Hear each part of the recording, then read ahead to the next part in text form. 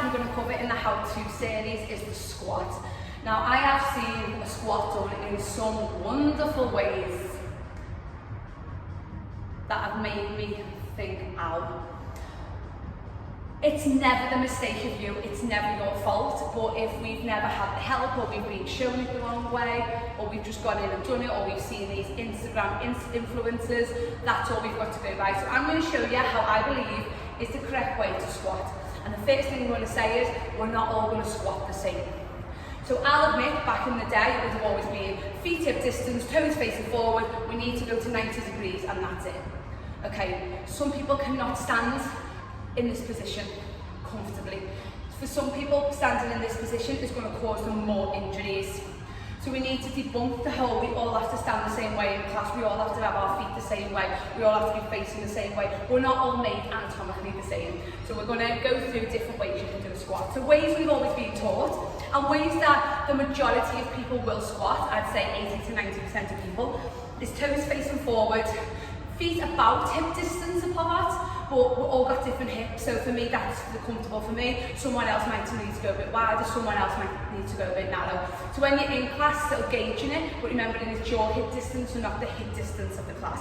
We sit back into the heels, but without falling backwards. So we want the weight to be in the heels to the point where we could give our toes a little wiggle, but without falling over. If we draw up from the pelvic floor and come into the abdominals as well, we relax the shoulders and keep the chest lifted nice and tall. So it's like we're in really good posture. We sit back into the heels and then we come straight up. So if I'm a side view, the weight is back into my heels, my abdominals are nice and strong, I'm sitting back and then I come back up. For some of us, that might be our squat limit and then we need to come back up. For others, we might be able to squat a little bit further beyond 90 degrees and then come up. It will determine what you're training, if you're in a class, if you're training on your own. Don't worry what anyone else is squatting like. For some people, we need to go a little bit wider, we might need to turn our toes out. For me personally, if I'm training heavy weighted squat, I need to slightly turn my toes out. It's the angle of the hips, the knees, but what we always need to make sure is that our knees are staying in line with our toes. So if our toes are slightly turned out, we don't want then our knees to come in. If our toes are forward, we don't want our knees to go out or our knees start coming in. So it's knees in line with toes, the same as if we do what's classed as a plie squat, which is where you take your feet wide and you turn your toes out. You want your knees and your toes to be in alignment. If they start coming in, that's when we've got ligaments, we've got our medial ligaments and our lateral ligaments.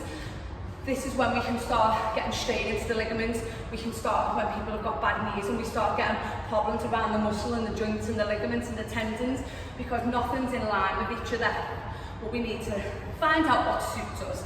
So just always make sure you're in a comfortable position. The chest, we want to stay lifted. We don't want to lean forward into the chest, but at the same time, I've got quite a big arch in my back, so I have to be careful. But I'm just doing this so you can see. So at the same time, as we go back, we don't want to over-arch the back and have the weight coming from the back. So we need to draw in and then sit back and then bring it back up. The focus is the glutes. The glutes is the main driver, which often doesn't happen. Then we've got our legs, our back isn't really coming into it. Other things we want to try and avoid is the coming up onto the heels. It's a really common thing, and sometimes it can even just be down to footwear. And also the knees coming too far forward. I understand that for some people, they're going to get a slight forwardness, but the actual real coming forward of the knees to the point where you're pulling on the anterior part of the bottom of the leg.